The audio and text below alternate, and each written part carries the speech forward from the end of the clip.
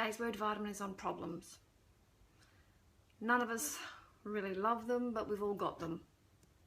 And in a multifaceted life, problems can show up in any area: emotional, intellectual, physical, spiritual, sexual, relationships, health, across the board.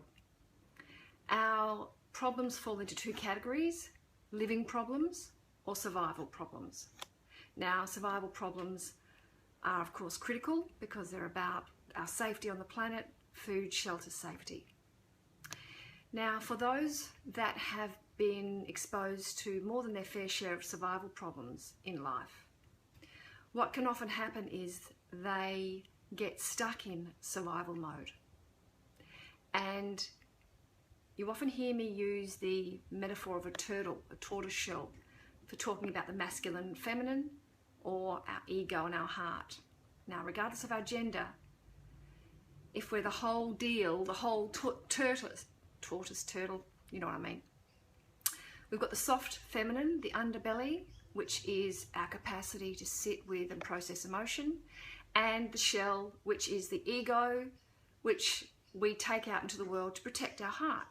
And Jung spoke about ego in as much as we spend the first half of our life developing an ego, because we know a little child to leave home and go to school has to have a shell. They've got to be able to stand up and speak up and not take everything to heart. So Freud says we spend the first half of our life, or Jung, one of them, first half of our life building an ego, the second half of our life dismantling the ego.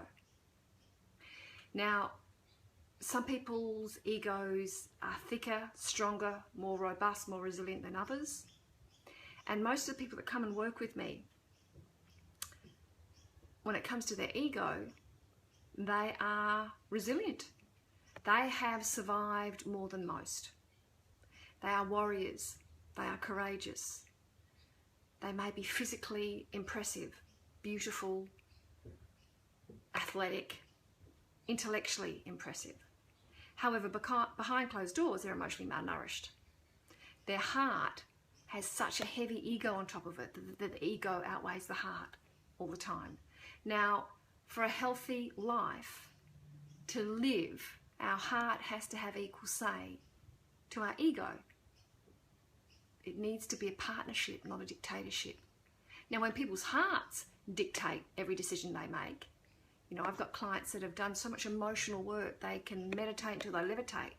However, they can't earn a living and they're unable to stand up for themselves and develop personal boundaries and roll with rough and tumble everyday life issues. So, if we're having a look at problems today, are yours survival problems? Are you still in warrior mode? Are you still making sure your tough shell always comes first and not allowing anybody to get close to your heart? Or are they living problems? And living problems are problems that are a byproduct. I call them luxury problems.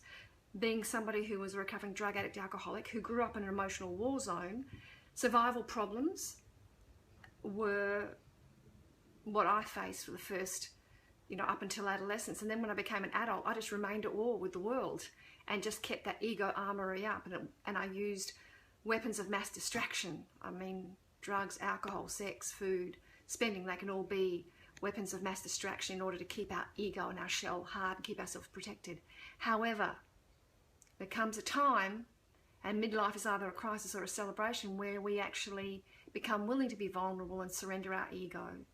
And survival problems get replaced by living problems, and living problems are all about how to make room for more love, how to relax.